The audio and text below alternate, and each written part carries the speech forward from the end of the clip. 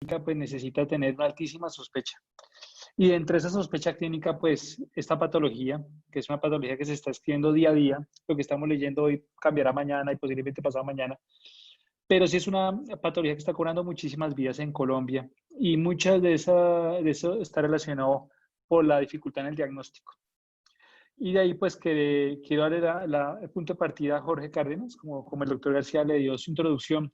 Él nos va a dar un excelente abordaje de cómo es la mejor manera allá en Barranquilla, con todos nuestros contextos que tenemos en Colombia, de poder manejar esta patología. O sea, no siendo más, sino quitándole tiempo más a Jorge, pues vamos a hablar el enfoque práctico para un internista de qué son las microcepatías trombóticas en Colombia. Y pues vamos a través del chat vamos a hacer las preguntas, ¿cierto? Y al final pues las estaremos contestando, ¿cierto? Sí, sí, así es, doctor Vargas. Hay Listo. una sesión de preguntas al final, seguramente por el chat, en la que tú puedes interactuar, tú mismo puedes filtrar y pueden responder de manera dual o bimodal entre los dos. Claro que sí, listo. Muchísimas gracias. Bueno, buenas noches. Muchas gracias por la invitación, doctor García, y por la introducción, y al doctor Vargas.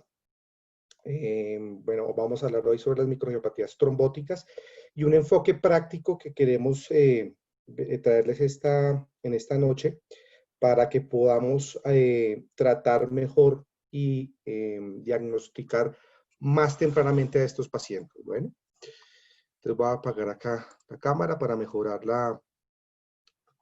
el rendimiento de internet. Y bueno, entonces démosle inicio a la presentación. Entonces, bueno, de nuevo, microangiopatía trombótica, un enfoque práctico para el internista. Entonces empecemos con un caso clínico como nos gusta. Es una paciente que nos ha tocado siempre en medicina interna, paciente joven de 18 años, que es estudiante y tiene diagnóstico de lupus eritematoso sistémico porque alguna vez le dijeron que tenía ese diagnóstico, pero como toda mujer joven, pues es poco adherente al tratamiento. La paciente tiene un mes de náuseas, vómito, dice que orina poco, que la orina la nota un poco fuerte, diarrea, dice que no es con sangre, y cefalea que ha venido progresando en todo este mes, de mayor intensidad y de mayor frecuencia en cada uno de estos síntomas, por lo cual ella decide consultar al servicio de urgencias. En urgencias, ¿cómo la encuentran? La encuentran somnolienta, la encuentran con fiebre, la tensión arterial estaba dentro de los límites de la normalidad, estaba taquicárdica, con palidez mucocutánea y deshidratación grado 2. El médico general toma unos exámenes iniciales de laboratorio que muestran hemoglobina de 7.8 miligramos sobre decilitro, plaquetas de 78.000, y leucocitos de 12.680, neutrófilos de 61%, y la función renal vemos que tenía lesión renal aguda con creatina elevada de 2.8, nitrógeno ureico de 96, bastante elevado, parcial de orina mostraba proteinuria sin hematuria y los electrolitos estaban normales. Evaluando la función hepática, tenemos bilirrubinas aumentadas a expensas de la indirecta, transaminasas ligeramente elevadas, notablemente tenía la lactato deshidrogenasa elevada en 900 miligramos sobre decilitro y los tiempos de coagulación estaban normales. Se les tomó también coproscópico, que estaba normal.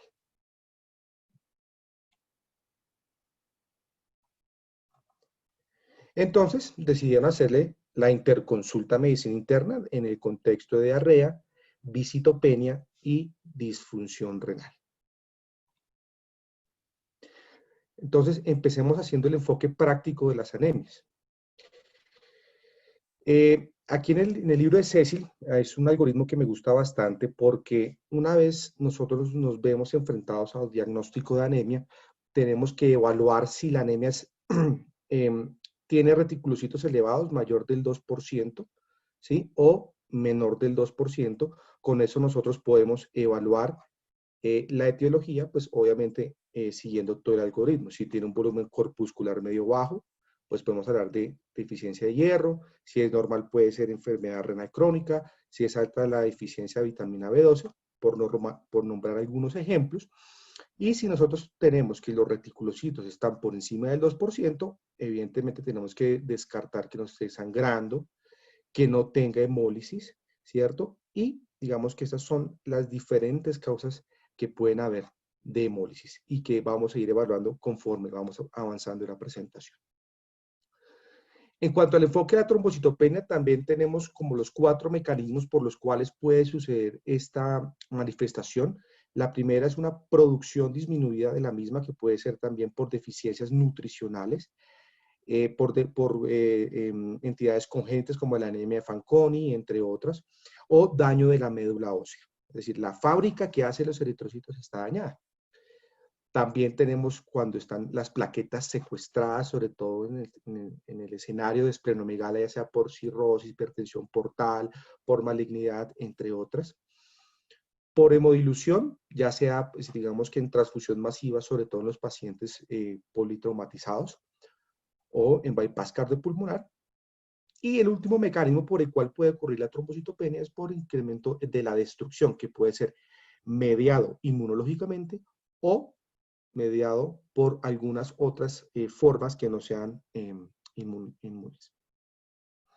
Entonces, con base en estos algoritmos, el Servicio de Medicina Interna hizo algunos estudios en los cuales tenemos el CUMS directo, que es negativo, el fibrinógeno y el dímero D estaban dentro de la normalidad, la creatinina de la mañana a la tarde empeoró de 2.8 pasó a 4.3 miligramos sobre decilitro.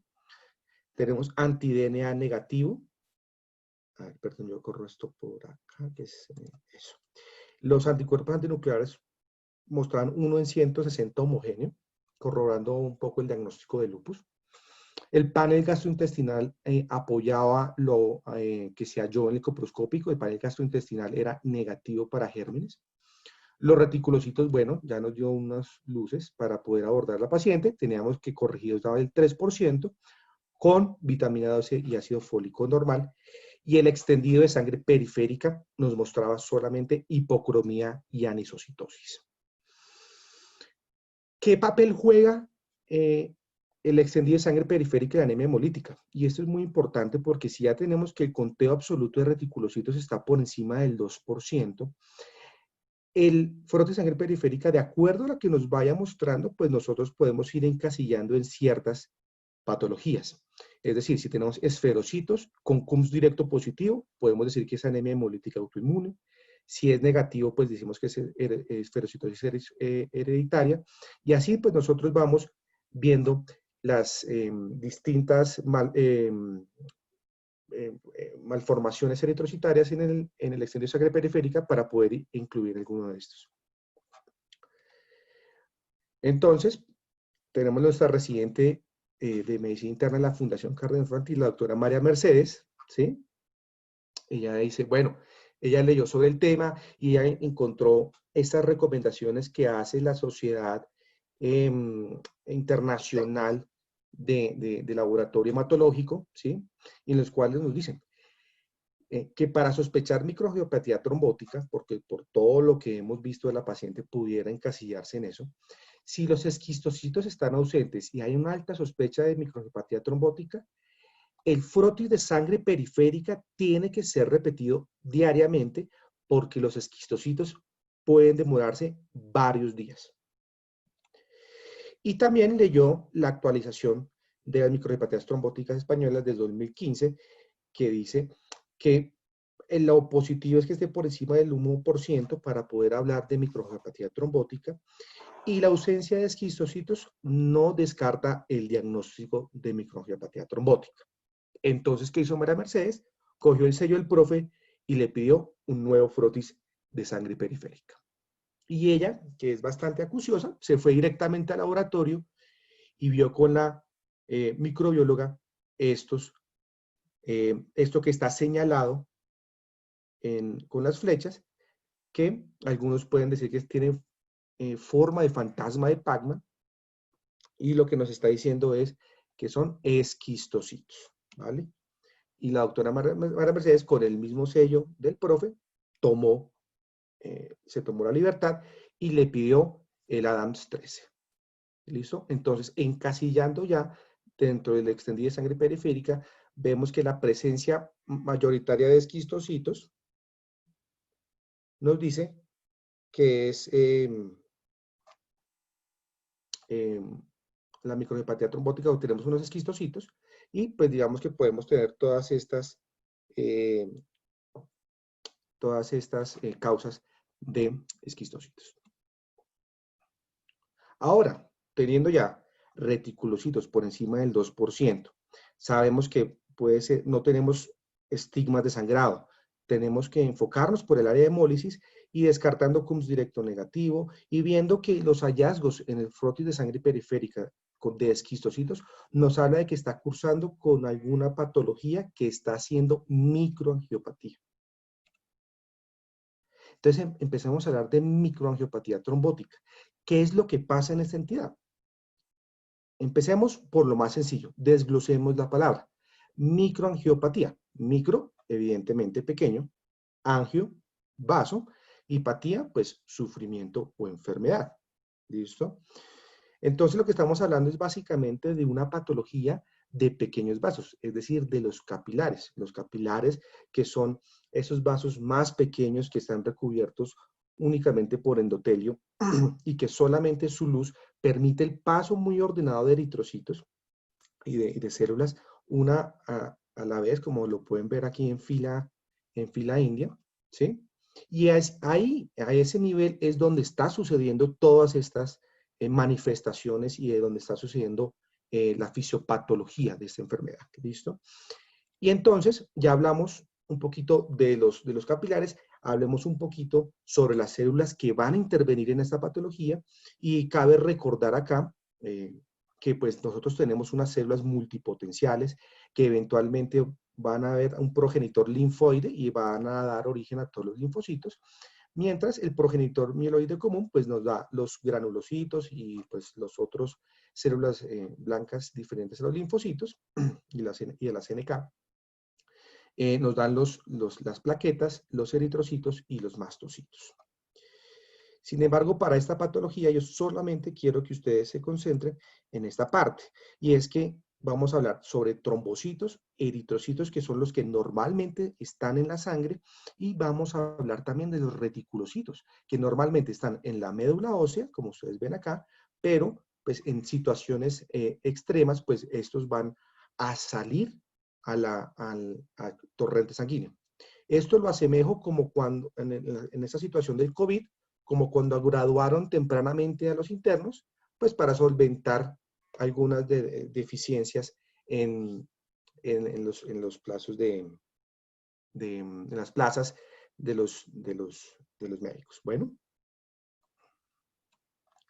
pasamos acá. Listo. Bueno, ya hablamos entonces de las células, ya hablamos entonces de los capilares, y entonces hablemos de la enfermedad. Y esto quiero que ustedes se mentalicen que ustedes están aquí. Este es el Tour de Francia, ahí va el pelotón, van todos los ciclistas andando de una manera uniforme, un flujo laminar, un flujo bonito. Entonces asemejemos a estos ciclistas como si son leucocitos, como si son eritrocitos, como si son plaquetas, y todos van discurriendo de la manera más normal hasta que sucede algo, ¿cierto? Sucede algo, entonces vemos aquí que aquí los ciclistas se cayeron, uno se está cogiendo la cabeza, no sabe qué pasó, el otro aquí está mirando, uy, se cayó y se pegó severo totazo, mira aquí el otro con la bicicleta por allá patas arriba, los otros mirando que se van a chocar, otros pasaron de largo, y eso es lo que está pasando. Las células no saben, hay unas que encontraron algo y empezaron a caerse, empezaron a hacer estorbo, ¿listo? Entonces empiezan a acumularse las células, y cada vez se van acumulando más, ¿cierto? Entonces aquí se ve que están acumulando, aquí vemos aquí unas células rotas, ¿sí? Aquí como el ciclista bien herido, hay unas células que están rotas y se quedaron quietas, como hay unas células rotas que siguieron, ¿sí? Y esto es lo que nosotros vemos. La célula rota, aquí a mano derecha mía, donde ustedes también, que que sigue, ¿sí? Y esto aquí, que está ya, hagan de cuenta ya, eritrocitos, plaquetas, una maraña, ¿cierto? Que si nosotros lo llamamos en nuestro argot médico, eso no es nada más que un trombo, ¿cierto? Entonces, no sabemos por qué, pero se formó un trombo y están siguiendo, y están allá quietas las células, mientras que otras células pueden seguir un poco deformadas. Bueno, entonces, las microangiopatías trombóticas, ¿qué son? Son trastornos raros que son potencialmente mortales y se caracterizan por anemia hemolítica microangiopática, por trombocitopenia y por disfunción multiorgánica, que resulta, ¿por qué? De la formación de pequeños trombos en los vasos sanguíneos que irrigan a los órganos. Y estas microangiopatías trombóticas podemos agruparlas en 4 entidades. El diagnóstico de microangiopatía trombótica es un diagnóstico histológico y, si quieren, un diagnóstico sindromático, que puede ser usado en el servicio de urgencias o en los primeros días, pero eventualmente tenemos que ir a clasificarlos en una de estas patologías para poder brindar el diagnóstico correcto. Entonces, ¿cuáles tenemos? Nuestra conocida púrpura trombocitopénica trombótica, el síndrome hemolítico urémico asociado a chigatoxina, a Escherichia coli, a Shigella, el síndrome hemolítico urémico atípico, asociado a mutaciones en el complemento, y el síndrome hemolítico urémico atípico secundario, asociado a condiciones amplificadoras del complemento. Entonces, a lo largo de la presentación, vamos a ir desglosando las formas como podemos diferenciar y tratar estas patologías. Y lo más importante es que ustedes tengan en cuenta que el factor común de todas estas microangiopatías trombóticas es el daño endotelial. A mano derecha ustedes ven un capilar que está normal y a mano izquierda ustedes ven un vaso sanguíneo que tiene el endotelio inflamado y por tanto pues va a pasar menos eritrocitos, menos riego sanguíneo, menos aporte de oxígeno, produciendo isquemia e infarto posteriormente. Y el daño endotelial en las microangiopatías trombóticas, hablemos de PTT, CHU y CHUA, van a ser por mecanismos distintos. Mientras que en la PTT es por la deficiencia de la actividad de la ADAMTS13, en el CHU va a ser por la presencia de la toxina Shiga, que es una toxina bacteriana asociada, como les comentaba, a Shigella dysenterie, a Escherichia coli, H157H7, ¿cierto? Al CHUA por las mutaciones de complemento y es por trastornos del sistema inmunológico. Entonces, hablando de la PTT, nosotros tenemos el endotelio y los cuerpos de Weibel-Palade tienen los factor de von Willebrand que va creciendo normalmente como un arbusto. Y piensen ustedes que este Pac-Man que les estoy señalando acá, que es el ADAMTS13, son como las tijeras del jardinero, que va cortando ese arbusto, ese factor de von Willebrand. Entonces, eso lo que hace es que evita que haya turbulencia en el flujo sanguíneo, que haya agregación plaquetaria, y eso es lo que normalmente sucede.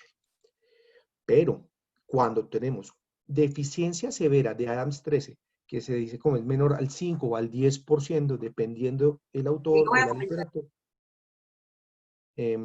tenemos entonces que cuando se agregan todas estas plaquetas y no se puede cortar ese arbusto, pues eventualmente se van a desprender por las fuerzas de arrastre de todo el flujo sanguíneo y pues va a llegar un punto en que va a colapsar el capilar.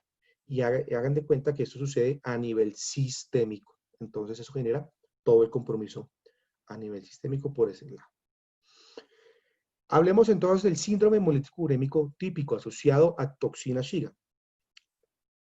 El paciente ingiere algún alimento contaminado con alguna de estas bacterias, haciendo el ejemplo del brote que hubo en Alemania en el 2011 por carne contaminada en las hamburguesas, y lo que sucede es que la toxina Shiga va a ir al endotelio incrementando la transcripción de algunos factores, algunas proteínas transmembrana que hace que favorezca el daño endotelial, que favorezca el ingreso de esa misma toxina al endotelio, ¿cierto? Y además aumenta la expresión de la endotelina 1, que sabemos que es un vasoconstrictor potente. Además, lo que hace esta chigatoxina es disminuir la producción de trombomodulina y del CD59, que es un factor que evita la agregación del complemento en la superficie del endotelio. Entonces, en condiciones normales, pues este es el capilar, pero cuando hay toxina Shiga, lo que va a suceder es que esta toxina Shiga se une a la globotriacilceramidasa, favoreciendo la entrada de la misma toxina Shiga y la expresión de varios proteínas transmembranas, como les decía, la CXCR4, y haciendo pues obviamente el daño endotelial. Y ese daño endotelial en el CHU es también dado por el complemento. Recordemos que el complemento son proteínas que participan en la inmunidad, es de la inmunidad innata, que atacan a gérmenes y se pueden activar de 3 formas que vamos a ver eventualmente. Quiero que se mentalicen sobre 3 componentes, que es el C3, el C5 y el complejo de ataque a membrana. Y esto es lo que vemos nosotros también. Aquí, este azulito, esto es la toxina Shiga, que lo que va a hacer es, primero, va a evitar que se... un momentico, yo cierro esto acá. Listo. Va a evitar que se produzca el CD59. ¿Sí? Ay, estos controles del Zoom. Acá. Esto ya. Listo. Listo. Puede haber menos producción de CD59 como se muestra aquí. Va a haber también menor producción de trombohemoglobina, como les comentaba. Va a favorecer la activación del C3, ¿cierto? Y de toda la vía alternativa de complemento, lo que hace amplificación y depósito de complejo de ataque a membrana y daño endotelial, favoreciendo de nuevo la formación de trombos. Ya vamos a hablar de esta vía de complemento un poquito más esquemática cuando hablemos entonces del CHUA. ¿Listo? Estas son las 3 vías, recordemos, clásica, complejos inmunes, antígeno-anticuerpo, lectina, sobre todo reconociendo residuos de manosa en las superficies patogénicas, y tenemos la vía alternativa en la cual el C3 espontáneamente se va produciendo. Hagamos de cuenta, y vamos aquí a hacerlo más esquemático, que esto es como una marcha lenta, es como si ustedes dejan un carro cuesta abajo, lo dejan en neutro, pues obviamente él va, a medida que va pasando el tiempo, pues va cogiendo más velocidad, y eso es lo que pasa en la vía alternativa. Entonces el C3 en conjunto con el factor B y otros procesos que no quiero hacer muy complejo esto, va a favorecer que el C5, ¿sí?, se hidrolice y forme C5B y C5A. El C5B, en últimas, en conjunto con C6 a C9, va a formar el complejo de ataque a membrana. Mientras que el C5A va a favorecer la inflamación, y ambas cosas van a favorecer la microangiopatía trombótica y el daño endotelial, favoreciendo la exposición de la membrana basal, de los ICAMs, de los BCAMs, de todo eso que va a generar adhesión plaquetaria, adhesión celular y trombo. ¿Listo? Ya vamos a ver entonces también la regulación o la interdependencia, como nos gusta decir en medicina, de la vía de la coagulación de las plaquetas y del complemento. ¿Listo? Y aquí quiero que ustedes se fijen que en el síndrome hemolético urémico atípico lo que puede suceder es que hay mutaciones que hacen que gane función el C3, es decir, que además de que estamos cuesta abajo, ¿cierto?, y que dejamos en neutro, pues además estamos acelerando el carro. También podemos tener mutaciones de pérdida de función de los reguladores, es decir, ese carro cuesta abajo, sin freno de mano, en neutro, no le sirven los frenos. Y al no servir los frenos, pues ¿qué va a suceder? Se choca. Al tener el acelerador pegado, ¿qué pasa? Se choca. Y eso es lo que nosotros vemos cuando hay disfunción. Disfunción del endotelio. ¿Listo? Y recordemos que ese 3B puede todavía favorecer opsonización y activación de linfocitos B. Cuando hablamos entonces ya del CHUA secundario, lo que vamos a ver del CHUA secundario es que no hay anormalidades del complemento, no hay anticuerpos contra el factor H, que es un freno, ¿cierto?, del complemento, sino que van a haber causas múltiples como medicamentos, infecciones, enfermedades autoinmunes, enfermedades glomerulares, embarazo, trasplante de médula ósea, trasplante de órgano sólido, que lo que va a suceder es un daño directo del endotelio, ¿cierto? Y que en el contexto apropiado, es decir, que pueda tener una mutación en el complemento no reconocida, una penetrancia incompleta, o simplemente porque esa condición activadora del complemento, todo esto, el daño endotelial es tan fuerte que simplemente va a generar la perpetuación de la cascada del complemento. Pero lo más importante es que no hay anormalidades del complemento como sí lo puede haber en el CHUA primario. ¿Listo? Y esto es lo que les decía, la interdependencia o sea, hablemos del complemento o la coagulación de las plaquetas en CHU y en CHUA, ¿sí? Entonces, cuando nosotros vemos que la C5 convertasa, que es la que va a generar en últimas el complejo de ataque de membrana, puede favorecer el factor tisular, también el complejo de ataque de membrana al hacer el daño tisular. La trombina, vemos que también favorece la C5 convertasa, entonces también favorece el complejo de ataque de membrana. Y en últimas, todo esto lo que va a favorecer tanto el complemento como la coagulación, el factor tisular, es la activación plaquetaria. Y el común denominador o el final de estas tres vías es la formación de microtrombos, que es, como les digo, es como cuando se caen los ciclistas y que les mostré que es la formación de esos microtrombos. Eso es lo que sucede. ¿Listo? Más esquemáticamente. Entonces, ¿qué tenemos? Tenemos anemia hemolítica microangiopática, trombocitopenia y disfunción multiorgánica. Anemia hemolítica. Entonces, pues, ¿cómo le hacemos el diagnóstico? Con bilirrubina indirecta, con lactato de deshidrogenasa elevada, aptoglobina disminuida y conteo de reticulocitos elevados. Esquemáticamente, rápidamente, cuando hay ruptura o lisis de los eritrocitos, pues lo que va a suceder es que se eleve el LDH, por lo cual tiene que estar elevada, ¿listo? Liberación de hemoglobina, y la hemoglobina libre por sí sola en el torrente sanguíneo puede generar radicales libres, ¿sí?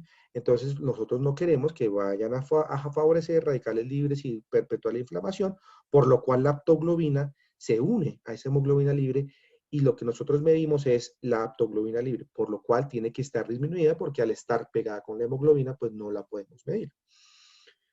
Por otro lado, pues el grupo E sabemos que se metaboliza a bilirrubina y sobre todo a expensas de la indirecta, y entonces, como dice Juan Luis Guerra, pues se me sube la bilirrubina cuando hay hemólisis. ¿Listo? Y también, como les dije sobre la analogía sobre los internos que graduaron prematuramente y su liberación a la vida laboral, pues el reticulocito también. El reticulocito está normal, está con núcleo, está allá en la médula ósea y le dicen, oiga, papito, hay mucha hemólisis, estamos en déficit, vaya y actúe y haga algo, hermano. Por eso es que cuando está por encima del 2%, vamos a ver que nos indica que hay un proceso hemolítico y que la médula ósea está respondiendo. Listo. Trombocitopenia. Sabemos que la trombocitopenia es debajo de 150.000, ¿cierto? Pero lo más importante acá es que, sobre todo cuando estamos sospechando microangiopatía trombótica, también podemos decir que es disminución de más del 25%. Y eso es importante, ¿por qué? Porque es que ya se ha dicho, ya se ha descubierto que los pacientes que tienen microangiopatía trombótica con conteo plaquetario normal tienen menor sobrevida. Y eso lo vemos acá en este estudio de 50 pacientes publicado en NDT del 2009. Entonces, recordemos, trombocitopenia en el contexto de microangiopatía trombótica no es solamente por debajo de 150.000, sino disminución del 25% del conteo inicial. ¿Listo? Y hablemos entonces de la presentación clínica, la cual es florida y variada porque tiene disfunción multiorgánica. ¿Listo? Y aquí lo que les voy a dar es unas claves para poder diferenciar entre PTT, entre CHU y CHUA. Y es que en el PTT el compromiso neurológico es claro. El compromiso neurológico en la púrpura trombocitopénica trombótica se ha descrito hasta en el 80% de los pacientes, si no es que más. Mientras que en el CHU y en el CHUA, en el mejor de los casos o en el peor de los casos, como quieran verlo, llega hasta el 48%. En cambio, el compromiso renal, la lesión renal aguda, en el CHU y en el CHUA está en el 86% y en la PTT está solamente del 4 al 15%. Entonces, ya sabemos que si estamos con un paciente con microangiopatía trombótica y compromiso neurológico, oiga, muy seguramente vamos a hablar de PTT, pero si tenemos disfunción renal, miremos que no vaya a ser un CHU o un CHUA. ¿Y cómo diferenciamos un CHU de un CHUA? Entonces, claro, yo les dije, no, pues que el CHU es por la ingesta de un alimento que está contaminado por Escherichia coli o por Shigella, y que tiene la producción de chigatoxina. Uno dice, oiga, tiene que tener compromiso intestinal y diarrea. Y antes se decía que, oiga, si tiene MAT y tiene diarrea, es un CHU. Pero vemos que esto es falso, porque la diarrea no diferencia entre CHU y el CHUA. ¿Por qué?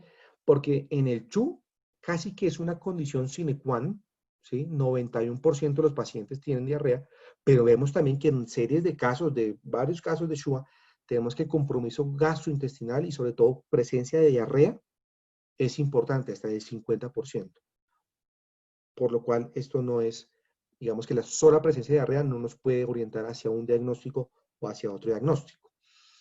¿Qué sí nos puede orientar un poquito más? Y es el curso de esa diarrea, la semiología, la propedéutica, todo lo que nos caracteriza a nosotros en medicina interna tiene que salir a relucir ahí, y es saber cuándo consumió ese medicamento, ese alimento, ¿cierto? Cuándo empezó la diarrea, cómo es la diarrea, la revisión por sistemas, qué otras manifestaciones tiene, cómo es el dolor abdominal, y esto es lo que nos dice, pues 2 a 5 días, 2 a 5 días para la presentación de la diarrea después de la ingesta, y 2 semanas antes viene el paciente con diarrea franca antes del desarrollo de la anemia microangiopática, trombocitopenia y lesión renal aguda.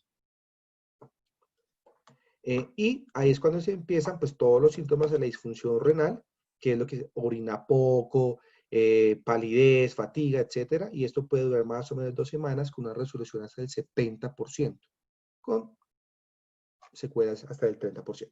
Pero esto es lo más importante para nosotros decir, oiga, puede ser un CHU, y sobre todo, y lo más importante es el dolor abdominal intenso que presentan estos pacientes. Y este es como un cuadrito diferencial, ¿cierto? Pero que es lo que ya hemos tocado, y la Escherichia coli, pues O157H7, O104H4, que fue la cepa de Alemania. Y quitémonos un poco sobre que esto es solamente niños, que esto puede suceder tanto en niños como en adultos. Listo. Entonces, sigamos diferenciando entre las microangiopatía trombóticas. Ahora vamos a hacer el diagnóstico etiológico. Les di unos tips para poder diferenciar, pero ahora vamos a hacer un poquito más preciso. ¿Listo? Las características clínicas de las MAT: trombocitopenia, hemólisis microangiopática con uno o más de los siguientes, que simplemente es disfunción multiorgánica o disfunción orgánica. ¿Listo? Pero de todas formas nosotros estamos viendo que hay un poco de sobrelapamiento en algunas enfermedades, y sobre todo hablamos de las MAT secundarias. Y hablamos de MAT secundarias porque algunas de estas entidades pueden generar púrpura trombocitopénica trombótica. ¿Por qué entonces hablamos de CHUA secundario? Porque si tenemos el Adams 13 que está consumido, pues ya esto, pues sabemos que es una PTT. Mientras que este grueso, que vemos que es un poquito más grande que esto, son esas que son CHUA, pero que están relacionados a muchas condiciones secundarias que ya les mencioné: embarazo, enfermedades autoinmunes, trasplante, medicamentos, cáncer, antineoplásicos, entre otros. Entonces hay un sobrelapamiento, pero ese sobrelapamiento lo vamos a llamar el CHUA secundario. Así es como hacemos nosotros el diagnóstico de PTT: actividad ADAMS 13 por debajo del 5 al 10%, CHU demostración de toxina Shiga o de la cepa productora de la toxina Shiga, una Shigella dysenteria. Y el CHUA es un diagnóstico clínico, como buenos internistas, diagnóstico clínico, y después de haber descartado con todo el algoritmo que les voy a mostrar a continuación, de todas las otras patodiagnósticos diferenciales. Importante, y eso es lo que hemos visto en nuestra práctica, y es que piensan que como el diagnóstico del CHUA, como hay mutaciones de complemento, tiene que tener un diagnóstico genético, y esto no es cierto, ¿sí? Porque el rendimiento diagnóstico no es el mejor. Esto nos sirve para el pronóstico, más no para el diagnóstico, que ya sabemos que es clínico. ¿Listo? Volvamos a nuestro caso. ¿Qué le pasó a la muchacha? La muchacha, bueno, le fue mal, ¿sí? Con disfunción renal, tocaba, pues, iniciarle diálisis, etcétera. Incluso, mire, ya tiene canas, ¿sí? Le fue tan mal que ya tiene canas en la unidad de cuidado intensivo. Y bueno, esto es la otra clasificación del CHEST 2017, lo mismo que veníamos hablando de esa misma clasificación, y nos dice, bueno, si usted tiene unas microangiopatía trombóticas, estos son los paraclínicos que usted debe solicitar y que ya muy juiciosamente María Mercedes le pidió y todo el servicio de medicina interna le pidió, ¿cierto? Pero lo que vamos a ver es que necesitamos otros paraclínicos para poder diagnosticar si estamos frente a un CHUA secundario, frente a un CHUA, frente a un CHU, frente a una PTT. Y esos son todos los paraclínicos que debemos pedir, ¿vale? Y se le pide estos otros laboratorios: anticoagulante lúpico con corrección por víbora de Russell negativo, anticardiolipinas positivo débil IgM, ¿sí? Beta-2 glicoproteína negativo, C3 ligeramente consumido, C4 normal, y todos los parámetros virales fueron negativos. Entonces, Maybeth, residente de medicina interna de la Universidad del Norte, muy juiciosa, dice, oiga, ¿será que es una coagulación intravascular diseminada? Pues mire, tiene disfunción multiorgánica, tiene trombocitopenia, tiene anemia, tiene presencia de esquistocitos, no nos vemos orientados a ninguna otra causa, ¿cierto? ¿Por qué no puede ser una coagulación intravascular diseminada? Entonces, Maybeth también se apoyó porque se miró este artículo que decía trombocitopenia en la unidad de cuidado intensivo y nos decía, bueno, esta es la evolución normal del conteo plaquetario en sepsis, ¿cierto? Entonces, lo que nosotros vemos es que empezamos aquí 15 días antes de de descontinuación de los vasopresores, vemos que normalmente va a 120.000 y a lo que más profundo llega es casi que 90.000, máximo 80.000, y luego pues va mejorando conforme se va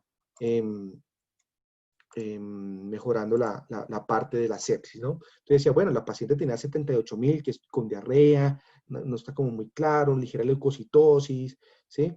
Descartemos coagulación intravascular diseminada. Entonces, bueno, listo. Entonces, digamos que, minimizo aquí, que alguien tiene la cámara prendida. Listo. Entonces, coagulación intravascular diseminada versus microangiopatía trombótica.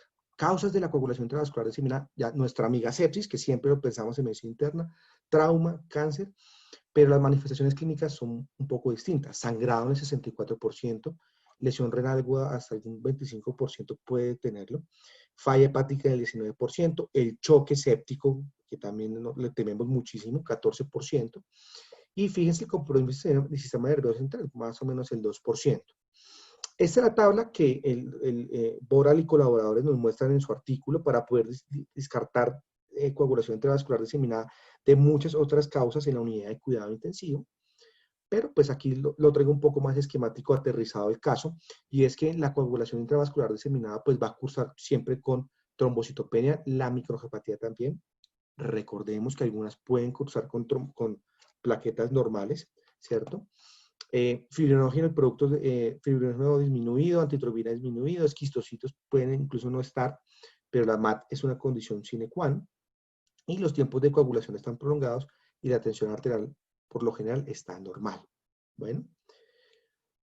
Y tenemos otro algoritmo para poder nosotros orientar a ese paciente. Ese paciente que, como les comentaba, pues tiene trombocitopenia con disminución de conteo plaquetario por debajo de 150.000 o más del 25% con respecto a la línea de base, ¿cierto? Con anemia hemolítica microangiopática y CUMS negativo, LDH elevada y disfunción multiorgánica.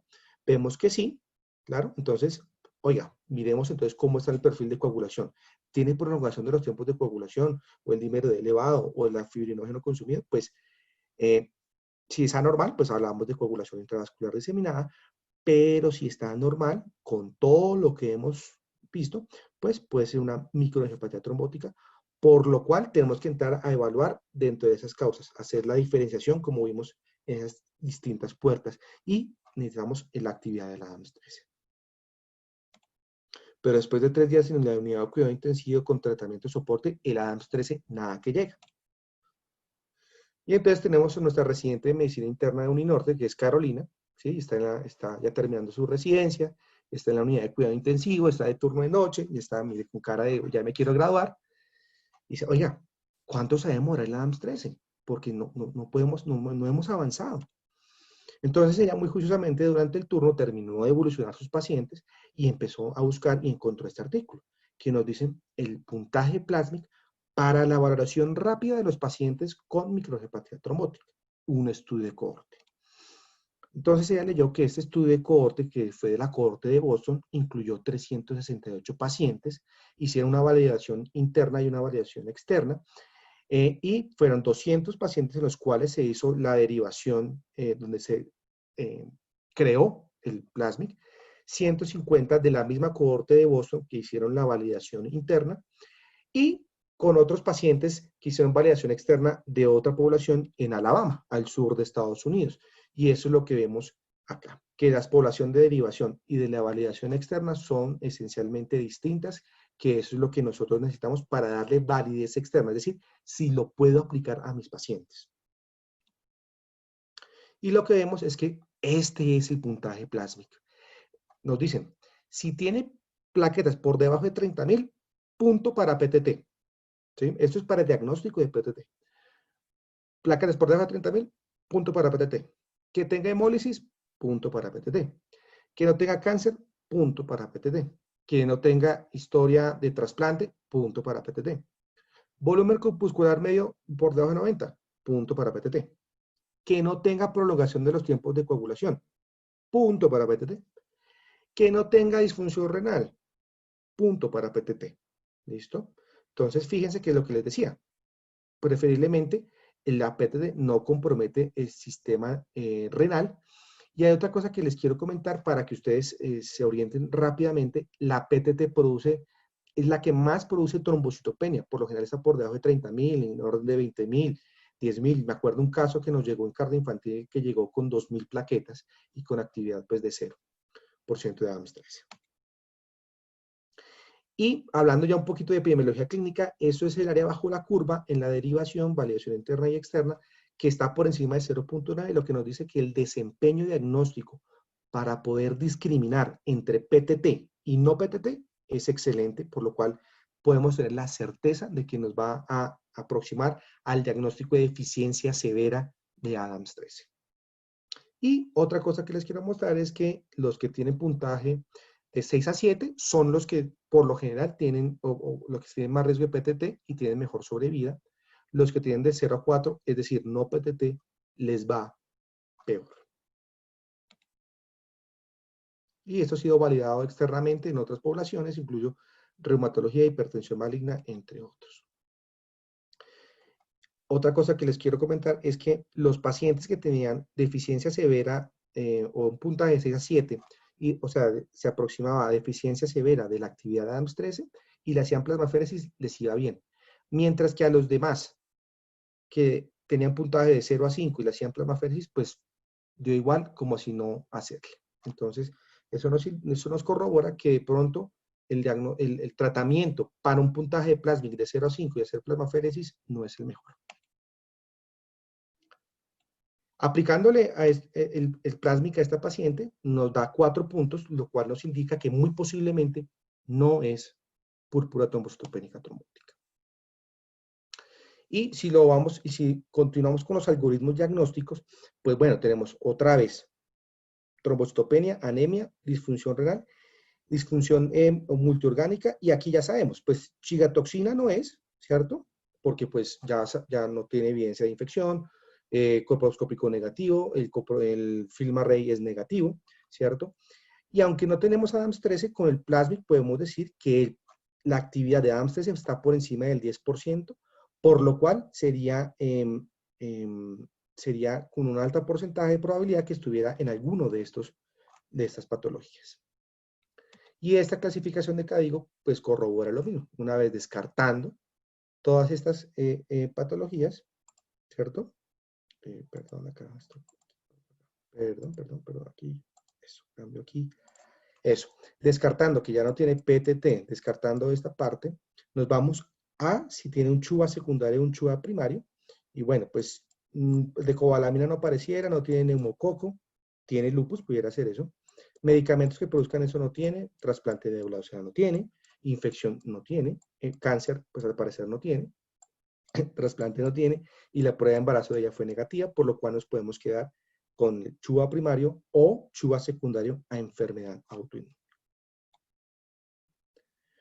¿Y para qué nos sirve clasificar? Y como les comentaba, para el inicio del tratamiento temprano. Es que eso es lo más importante en medicina interna. Clasifiquemos tempranamente para dar un inicio oportuno del tratamiento. ¿Sí? Para PTT, ¿qué es? Recambio plasmático, anti-CD20 y el nuevo medicamento que se llama Caplacizumab para que va antifactor de von Willebrand. Y el recambio plasmático pues nos da la remoción de anticuerpos, de citoquinas, etcétera, y eso pues se ha fundamentado el tratamiento de la púrpura trombocitopénica trombótica, y las guías de aféresis de Estados Unidos de 2020 pues lo corrobora siendo un diagnóstico 1A de tratamiento. En todas las microangiopatías trombóticas, estas guías nos dice que solamente hay evidencia en 3 escenarios, que es en PTT, en microangiopatía trombótica por ticlopidina, que ya no usamos, y en CHUA por anticuerpos antifactor H, contra el factor H.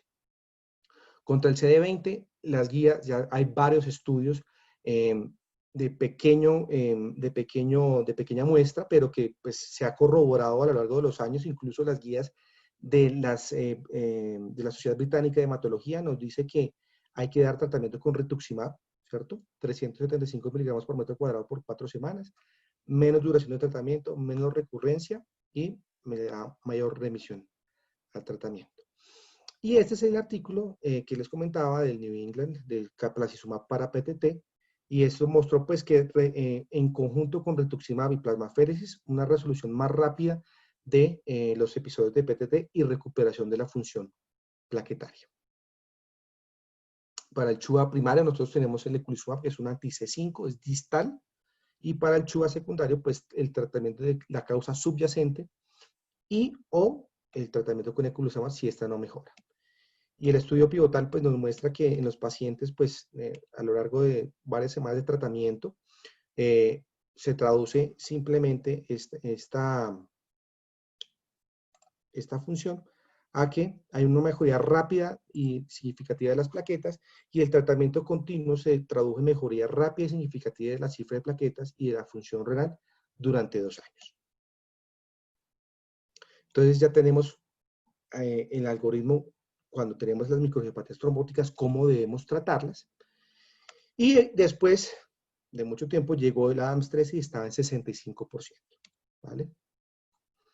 Se hizo una junta médica. Dijeron, bueno, oiga, ¿será que será activación de lupus versus un CHUA secundario al lupus eritematoso sistémico? Entonces, ¿qué dijeron? Pues bueno, la paciente ya tiene diagnóstico de lupus. El diagnóstico de CHUA es de exclusión. Entonces se decidieron por compromiso por lupus eritematoso sistémico y hicieron 16 sesiones de plasmaféresis sin mejoría. Como vemos, la indicación de plasmaféresis en la microangiopatia trombótica medida por complemento no tiene ninguna evidencia. ¿Listo? Inmunosupresión sin mejoría. Ciclofosfamida, micofenolato, etcétera, sin mejoría. Por lo cual, después de todo este tratamiento, después de todo este tiempo, se consideró que era el CHUA secundario al lupus eritematoso sistémico. Y entonces, pues hablamos de que es un CHUA secundario, ¿cierto? Después de 2 dosis de eculizumab, la paciente mejora y se traslada a piso. Y pues mejoró la función renal, ya 2.2 sin diálisis, plaquetas retornaron a la normalidad. LDH ni límite superior de la normalidad o ligeramente elevado. Bueno. Y bueno, ya en medicina interna estábamos en la ronda, ¿cierto? Y dice, bueno, ¿y qué tan importante es el CHUA secundario? Porque pues además de que estamos hablando de una entidad rara y ahora es una entidad que está asociada a otras patologías sistémicas, pues ¿qué tan importante será? Ya vimos las diferencias entre el primario y el secundario. El primario tiene mutación del complemento, el secundario no necesariamente tiene que tener mutaciones del complemento y el secundario múltiples causas, ¿cierto? Y, por ejemplo, en este estudio de 7 años en Francia, en 4 hospitales en Francia, 564 pacientes con microangiopatia trombótica se estudiaron, y lo que se encontró es que solamente en el recuadro rojo está 6% de los pacientes tenían microangiopatía primaria, es decir, 3% tenían púrpura trombocitopénica trombótica y 3% tenían el CHUA primario, ¿cierto? Y secundario que sea 35% embarazo, 33% infección, 26% medicamentos, 19% cáncer. Y 57% de los pacientes tienen causas múltiples. Y esto es importante también en medicina interna, porque siempre nos dijeron en nuestra especialización que siempre sospechara una patología que englobara todo, pero hay otras veces que muchas causas o muchas patologías pueden estar presentes y no son excluyentes de otras patologías, como lo vemos aquí en esta revisión. Entonces, fíjense que el 94% de las microangiopatías trombóticas pueden ser secundarias en comparación del 6%. Y también lo que vemos es que las mutaciones genéticas es igual que la población general en esos pacientes con chuva secundario. ¿Listo? Y bueno, digamos que el eculizumab en esos casos que digamos que tiene un tratamiento, sería un tratamiento un poco más corto, ¿cierto? Pues porque pues no tiene mutación del complemento. Entonces el doctor Praga dice, oiga, por lo menos modere la amplificación del complemento para que el paciente pueda salir adelante y eventualmente pues se mira la continuidad del tratamiento.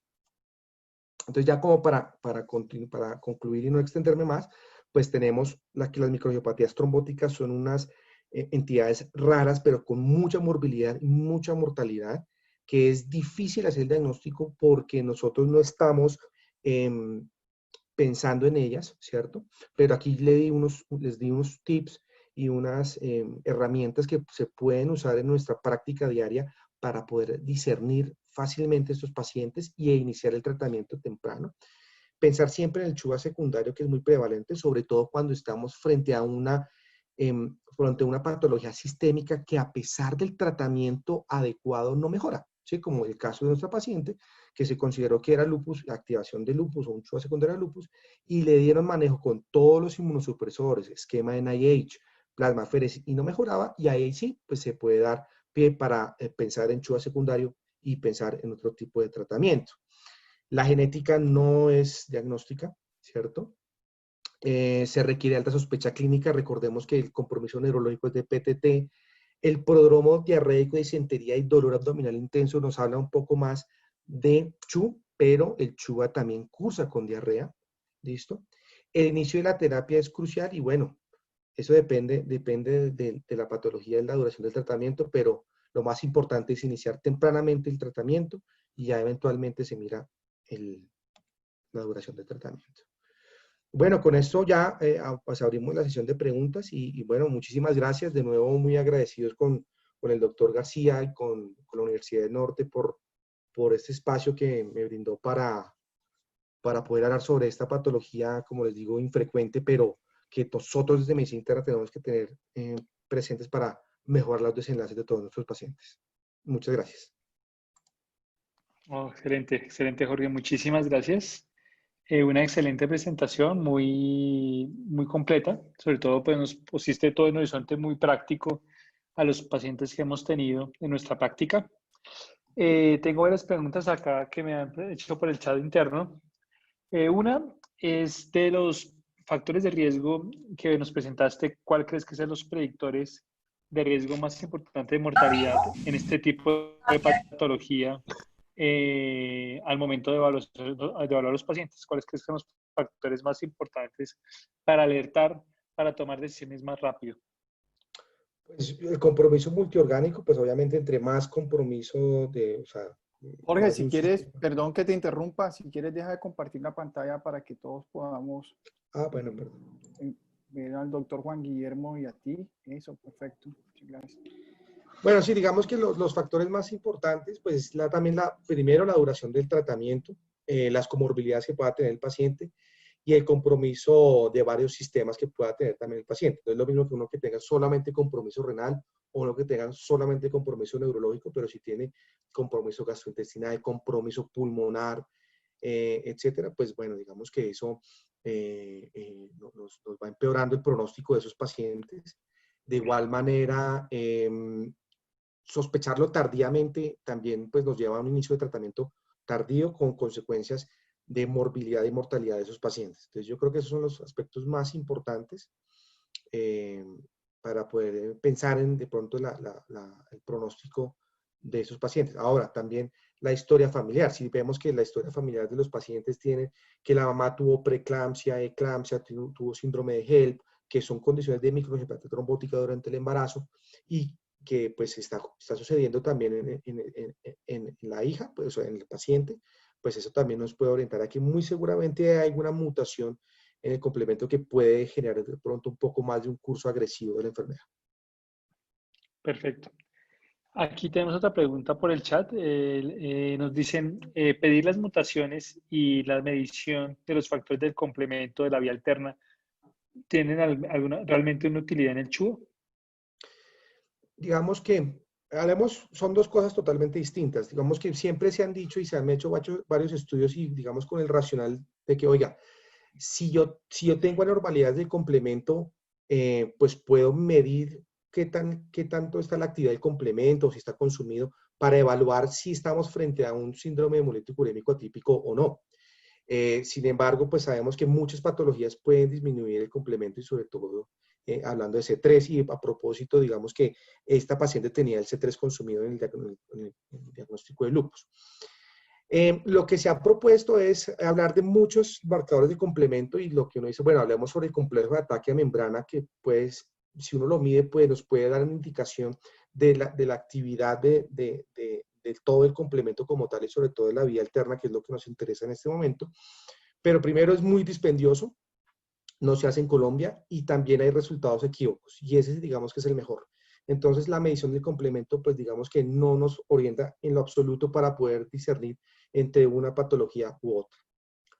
Ahora, la mutación como yo les comenté a ustedes no es diagnóstico, ¿cierto? Porque el diagnóstico del CHUA es clínico y se debe seguir todo el algoritmo y fíjense que los algoritmos de la Sociedad de Nefrología de Corea del Sur de CADIGO 2016, 2015 de Campistol de la Sociedad Española de Nefrología y la 2014 de Cuidado Intensivo de Colombia, y ninguno dice que toque tomar el estudio genético. ¿Por qué? Porque eso se demora un mes. Entonces imaginen ustedes el paciente un mes en UCI, pues si no se le ha muerto, ya está pues con disfunción multiorgánica terminal y puede que le salga positivo o puede que le salga negativo. ¿Para qué sí sirve el estudio genético? Es para evaluar si tiene algunas mutaciones y si tiene mutaciones, si tiene alto, mediano o bajo riesgo de recaída. Con base en eso uno puede determinar la duración del tratamiento de inhibición del complemento. Pero ese es el único escenario donde puede servir el estudio genético. Exacto. Y para el estudio, para los pacientes que van para pretrasplante, ¿no? Que tienen Claro, antecedentes para el trasplante familiares, por el mismo riesgo, muy ¿no? importante también es ese estudio, ¿no? Eso es muy importante. Acá nos hacen otra pregunta, bueno, que está muy relacionada con la anterior, es, ¿en Colombia se hace el estudio genético? ¿Existen laboratorios que lo realizan? Sí, eso lo hace y la EPS lo autoriza, pero lo que les comento, se demora un mes. Entonces, no Exacto, es útil para tomar. y no es diagnóstico del síndrome. No es Exactamente. diagnóstico, entonces se puede tomar eventualmente, pero como les digo, o sea, eso no esperen que el resultado de eso les brinde luces sobre cómo tratar el paciente o no. Exacto. Bueno, acá hay otra pregunta, pero ya es más relacionada a la púrpura trombocitopénica. Dice, Ujú. ¿qué opinas sobre el uso del rituximab y corticoides en pacientes con PTT por Ese, anticuerpos ese, ese contra AMS13 es el cuidado y estándar. sobre uso de macrólidos en CHU por mediados por chigatoxina? Yo creo que ahí tenemos dos preguntas. Yo Sí, creo ahí que son dos preguntas. primero respondámosle rituximab y corticoides en PTT. ¿Es Sí, pertinente, eficiente? voy a compartir pantalla de nuevo. Sí. Voy a compartir pantalla de nuevo porque es que digamos que es ese cuidado estándar en los pacientes con PTT, que es el tratamiento con rituximab o anti-CD20, ¿cierto? Son estudios, ya incluso tenemos estudios de fase 2, tenemos varios reportes de caso, y digamos que es el medicamento que más se ha estudiado en PTT es el rituximab, ¿sí? El rituximab, como les dije, esta dosis es una dosis que ha sido propuesta por las guías de la Sociedad Británica de Hematología y en las cuales lo que se demuestra es que hay menos recurrencia de de los episodios de PTT del 10 al 50, del 57%, incrementa la remisión del 27 meses versus 18 meses del tratamiento estándar, ¿cierto? Que es plasmaféresis y esteroides. Ahora, pues ampliando un poquito, pues tenemos el Caplacizumab, que esos ya son los pacientes que responden muy difícilmente al tratamiento estándar, que es rituximab, esteroides y plasmaféresis. Ese también ayuda a la mejoría del conteo plaquetario de la Perfecto. de la perculación. Y la otra pregunta sobre el uso de macrólidos, que no sé si se da más en la fase aguda o en la fase crónica, no sé si la pregunta va enfocada más en la fase aguda o crónica del CHU típico, si usted lo recomienda. Pues digamos que incluso lo que he leído, no sé, ahí me corregirá el doctor Vargas si tiene otra información, pero hay distintas posiciones sobre el CHU porque dicen, bueno, si usted le da el tratamiento antibiótico a este paciente, pues lo que va a hacer es que va a favorecer la liberación de cigatoxina y va a favorecer entonces mayor daño. Hay unos que trate, soporte, déjelo y dele líquidos, etcétera, para que no vaya a haber como digamos toda esa disfunción multiorgánica. Pero pues digamos que también está la posición de que, oiga, pues si tiene una infección, si tiene una bacteria que está ahí intraintestinal, pues démosle tratamiento para poder erradicar rápidamente esa bacteria. Pero digamos que pues el uso de macrólidos o uso de otros antibióticos, pues no lo tengo muy presente, no sé el doctor Vargas si tiene alguna otra información, Sí, pero... digamos, la evolución del CHU típico por, digamos, la mayoría de los casos se relaciona más a una evolución moderada, nunca tan severa, menos, claro que ahorita hubo pues la última pandemia, la última epidemia que hubo en Alemania, sí mostró pues algunos que se comportaron severamente, pero realmente la respuesta a medidas de soporte del CHU es muy buena. Realmente en algunos requieren soporte dialítico, pero no todos. La hipótesis del uso de antibióticos como perpetuador de la exposición a endotoxinas sí está relacionada. No se utiliza y si se utilizan ciclos cortos, digamos que sería como la posición frente a eso. Y hay algo importante, hay mucho digamos, la sospecha clínica de los tiempos de los cuadros clínicos. Digamos, el CHU típico tiene una evolución determinada en días. El paciente, eso es un cuadro infeccioso. El cuadro infeccioso desencadena la crisis hemolítica, pero si la crisis hemolítica no responde y se mantiene durante el tiempo, el paciente posiblemente ya no está cursando con un síndrome hemolítico urémico típico clásico, sino es otra manifestación que puede inclusive comportarse en un atípico. O sea, digamos, no, el tener solo antecedente del cuadro gastrointestinal, decir que solo es un cuadro de un CHU típico, hay que tener cuidado porque se puede manifestar de manera típica a lo largo de los días. Otra pregunta que me hacen acá es, ¿es realmente eficiente transfundir glóbulos rojos y plaquetas en este tipo de enfermedades? En lo absoluto. Es decir, pues veamos el mecanismo fisiopatológico. Digamos que la ruptura es por daño endotelial. Entonces, lo que estamos haciendo nosotros es favoreciendo que haya más trombosis, más agregación plaquetaria, incluso si está mediado inmunológicamente, pues reacciones inmunológicas a la transfusión. Ahora, pues si la paciente tiene alguna de las indicaciones absolutas de transfusión, con plaquetas por debajo de 10.000, ¿cierto? Anemia por debajo de 6 que esté hemodinámicamente estable, pues ahí sí tocaría entrar a transfundir. Pero como medida de soporte, inicialmente, transfundir a una paciente que tenga plaquetas en 22.000, que tenga una PTT, eso no, digamos que no tiene cabida, solamente en esos escenarios que Listo. les mencioné. Y una pregunta ya aprovechando por la presencia del doctor García. Bueno, acá tenemos otra, qué pena. Antes de esa voy a... en pacientes con plasmic de 6 a 7 puntos, en quienes se decide iniciar plasmaféresis, ¿la medición posterior de la actividad del ADAMS-13 se vería afectada? ¿Cambia la interpretación? Sí, digamos que, porque nosotros, digamos que la plasmaféresis, cuando nosotros hacemos, o cuando los nefrólogos, perdón, hacen la plasmaféresis, esa es una de las pocas indicaciones para hacer la plasmaféresis con plasma fresco congelado y no con albúmina. ¿Por qué? Porque nosotros lo que queremos con el plasma fresco congelado es la reposición del ADAMS-13 y entonces sacar el plasma, ¿cierto? Sacar el plasma del paciente que no tiene ADAMS-13 o que la función está disminuida y aquí lo pongo, de pronto que pasé eso un poquito rápido, de por qué nosotros hacemos recambio plasmático, y es no solamente para remoción de anticuerpos, sino para también reponer alguna de las déficits de proteínas, como en este caso de ADAMS13. Entonces, pues si nosotros estamos colocando ADAMS13 con buena funcionalidad, lo que vamos a hacer eventualmente es medir el ADAMS13 del plasma del donante, ¿cierto? Ahora, ¿qué dicen? Usted puede más o menos esperar 2 recambios plasmáticos para poder predecir que ese ADAMS13 sea del paciente, pero más allá de eso, ya sí digamos que sería hacerle la muestra al donante. Perfecto. Digamos, y para complementar eso, digamos, en promedio, porque realmente el término plasmaféresis es un término que es Recambio técnicamente plasmático, sí. inadecuado. Uno habla de un intercambio plasmático, ¿no? O sea, yo extraigo un volumen de plasma y aporto otro. Más o menos a las dosis usuales de intercambio plasmático estamos removiendo un 33% de la volemia efectiva. O sea, más o menos, eso extrapolándolo, si tiene una cinética predecible, el 33% del ADAMS13 subiría respecto al basal previo a la sesión. O sea, más o menos sería eso. Y a las 3 sesiones estaríamos el 99% del ADAMS13 completamente nivelado a niveles completamente normales. O sea, digamos, eso sería como lo ideal es no hacerlo. Desde el punto de vista técnico, pues recordar que se puede tomar una muestra preplasmaféresis y se puede llevar al laboratorio y mantenerla en congelación para pues llevarla y posteriormente procesarla. No hay ningún problema.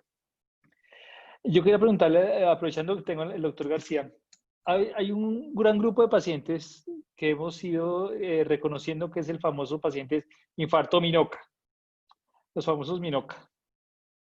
Son esos pacientes en que pues, la angiografía no es muy diagnóstica. Eso. ¿Cómo enlazo esto? Porque algunos pacientes con microangiopatía hacen endotelitis coronaria y algunos pacientes pueden tener este tema. Dentro, digamos, el cardiólogo, frecuentemente, tu paciente que tenga trombocitopenia, algo de anemia, infarto, ¿es frecuente que hagan esa asociación? O digamos, o ya sería más adelante en el recorrido de todo este árbol diagnóstico poder entender eso.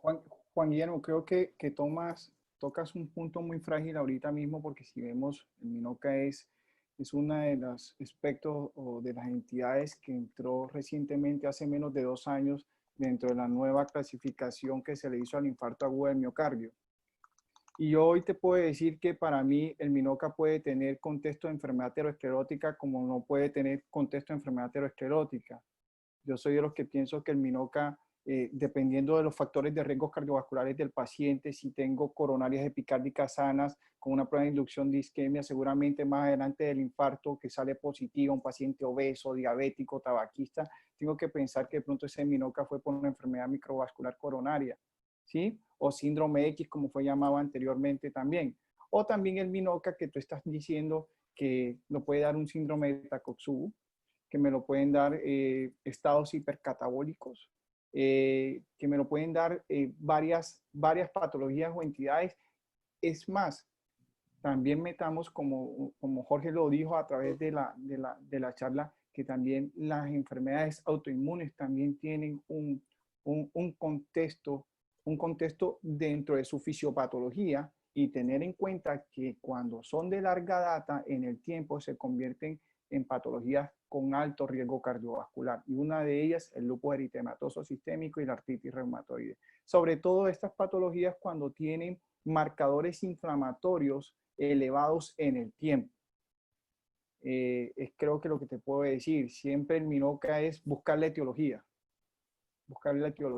No quedarnos de que muchas veces puede ser una injuria miocárdica por otro contexto, y no dejar atrás que también pueden haber Minocas en el contexto de enfermedad aterosclerótica o enfermedad microvascular, dependiendo de si el paciente tiene un alto riesgo cardiovascular o no factores de riesgo importantes.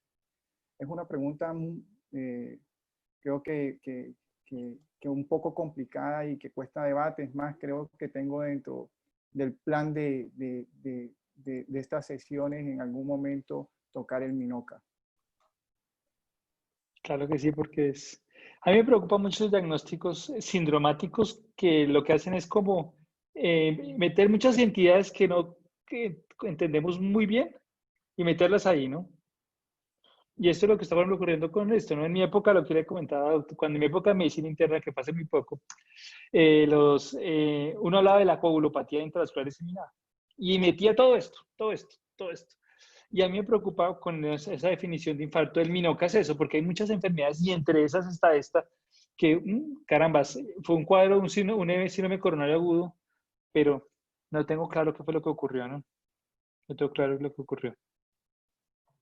Hago un llamado de lo que dijo Jorge y toma a colación siempre en estas sesiones lo que siempre nos ha dicho a través del tiempo el doctor Elías Forero, que está presente y al cual le mando un saludo y no sé si tenga alguna pregunta para usted, doctor Vargas, o para el doctor Jorge, es que siempre estamos llamados a hacer una buena anamnesis, a tener una buena historia clínica. Aquí no podemos hacer diagnósticos con base a laboratorios. Aquí lo importante es de que cuando tú tengas el 80% de tu historia clínica, ya sabes para dónde va tu plan de diagnóstico y tu plan de trabajo, porque si no empezamos a disparar a todas partes sin tener algo definitivo. Creo que dentro de todo lo que nos explicó muy bien Jorge y que también usted nos ha compartido, no queda duda de que tenemos que seguir estudiando esta microangiopatía trombótica. Creo que es una entidad compleja y que todo está en todo esa base como médicos que tenemos, y el llamado es hacer una buena inducción clínica con el paciente. Claro, y algo muy importante, porque sé que hay muchos, en el auditorio hay mucha persona en formación, es rescatar dos diapositivas que dio Jorge sobre el enfoque de la anemia, el enfoque eficiente de la anemia y el enfoque eficiente de la trombocitopenia. Porque a veces pensamos en ADAMS 13, en chigatoxina, cantidad de exámenes, pero obviamente lo que dice el doctor García, o sea, si empezamos con un buen enfoque de la anemia, optimizando las medidas que nos da el cuadro hemático, y un buen extendido de sangre periférica y unos reticulocitos, ustedes tienen el 90% del diagnóstico andando. Invito al doctor Elías, no sé si tenga alguna pregunta, sé que es un tema que le apasiona, que le gusta.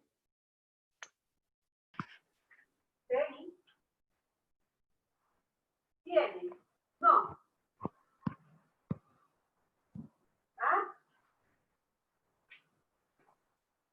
No.